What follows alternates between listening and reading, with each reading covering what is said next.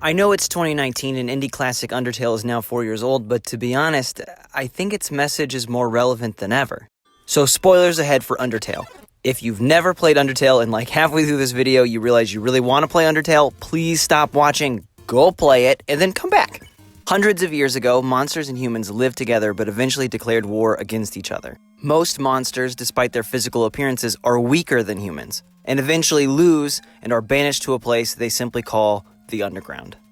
The game begins with a young child, you the player, falling down a hole into the underground. If you want to leave, you'll have to reach the other side of the underground and face King Asgore, who is alternatively terrifying and a giant dork. King Fluffy Buns, huh? Undertale takes a lot of inspiration from lots of RPGs, most obviously Earthbound in the Mother series, and thus it has all the staples of an RPG. Healing items, equipable weapons, and armor. Ballet shoes count as a weapon. Interesting. Stats that increase with XP, turn-based combat, and random encounters. Lots of random encounters. However, it doesn't want to be played like a normal RPG, as all its marketing campaigns make clear.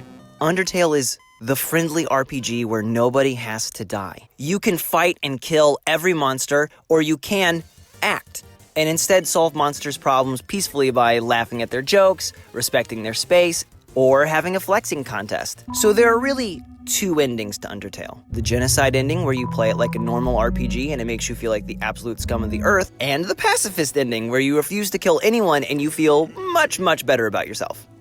Undertale is then what one might call a meta-narrative. A narrative that actively calls out the typical narrative structure of a genre, like how Deadpool constantly calls out dumb superhero movie tropes. You're gonna do superhero landing. Wait for it! Undertale constantly deconstructs the typical RPG, sometimes in small, funny ways,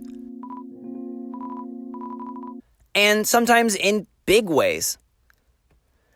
Basically, Undertale questions why most video games tell this simple story.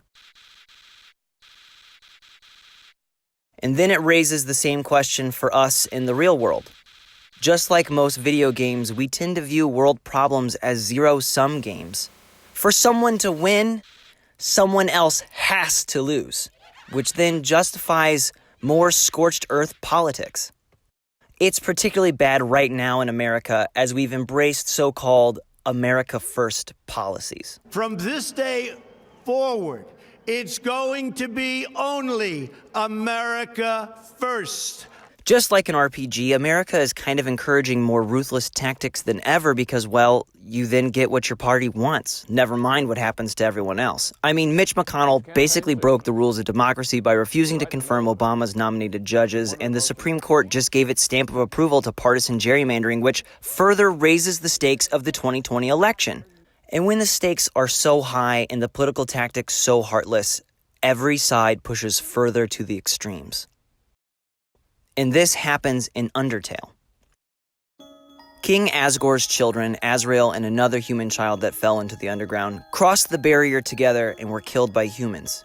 Grief-stricken, the king, normally a very sweet and gentle man, declares war and vows to kill every human who falls into the underground. Once he has 7 hearts, he'll destroy the barrier and destroy humanity. You, the player, will be the 7th heart. Constantly, characters tell the player that you will have to fight Asgore, even if you're playing the pacifist run, that there is no way around it. But that is why, when I was discussing this script with Jess, I once remarked, the game is about, like, radical compassion. And it is. I've been thinking a lot about philosopher Judith Butler lately. While she first made a name for herself with gender studies, in recent years, Butler has been more interested in whose lives matter. She asks in her essay, Violence, Mourning, Politics, who counts as human? Whose lives count as lives?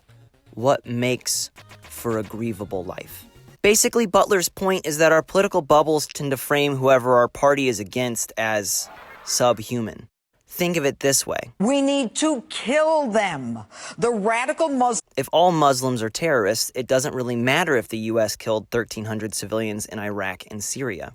Yemen is currently experiencing the world's worst humanitarian crisis because Saudi Arabia bombs them every day and the U.S. fuels Saudi planes. And Congress voted to end that practice, but Trump vetoed that because it somehow endangers American lives, and that makes 14 million people in danger of famine and the worst outbreak of cholera ever recorded okay, I guess. And it's easy to justify putting children in cages if...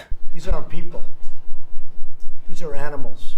If someone doesn't count as human, well, then it's easy to be cruel. I think nothing quite gets at the point of Undertale like its weird appearance on the 700 Club. And I found many pictures of a cartoon skeleton with one glowing blue eye and wearing a hoodie. It's honestly hard to understate the irony of the game that actively advocates you not hurt anyone being criticized for not being wholesome enough because one of the characters looks so evil. And perhaps that is Undertale's greatest trick of all. Every character is literally a monster. They aren't human, but they all have hopes and dreams, families, and friends.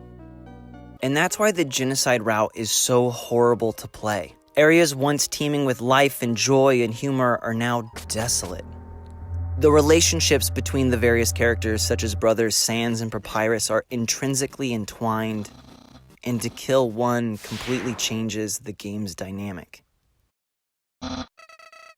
The game works so hard to make these characters feel real that upon restarting the game after completing the pacifist ending, it asks you not to reset their happy endings. I have a friend who refuses to play Undertale again because of this.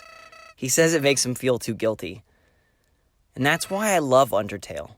It reminds us that actions and choices and our policies and our laws affect people. That every action made by our government affects someone somewhere. Our trade war with China affects American farmers. Our 2-day shipping affects a warehouse employee working in miserable conditions. All of our choices, whether we're the president or a manager or just the guy who flips burgers, affect someone else too. And thus Undertale says we should choose the compassionate option. Every time you lose, the game begs you to stay determined. Even as the game acknowledges when it seems impossible. Even when Asgore destroys your mercy button, you can choose to spare him after the fight. Even when you face the final boss, a demonic, all-powerful version of the King's Son, your heart literally refuses to give up.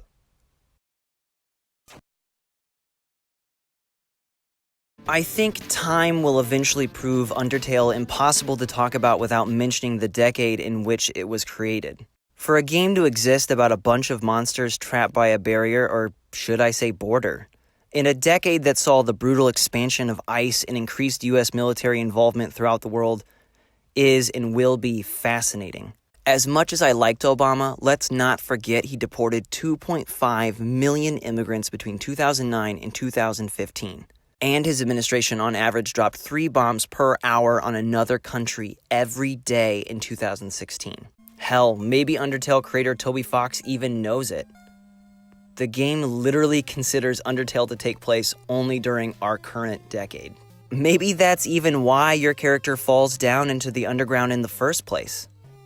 At the end of the game, you're questioned on it, and fuck, I can think of a couple reasons I'd like to throw myself down a hole too. Basically, what I'm trying to say is the same thing Undertale is saying. Stay compassionate. Don't let your fear or grief turn into cruelty, and don't be fooled by appearances or depictions. Remember your conscience. Stay determined. Thank you so much for watching. If you liked this, please be sure to like, comment, and subscribe, plus hit that little bell icon, plus share this with people you like, plus hit us up on social media. God, that's all a chore to say. Thanks for making it so difficult, YouTube.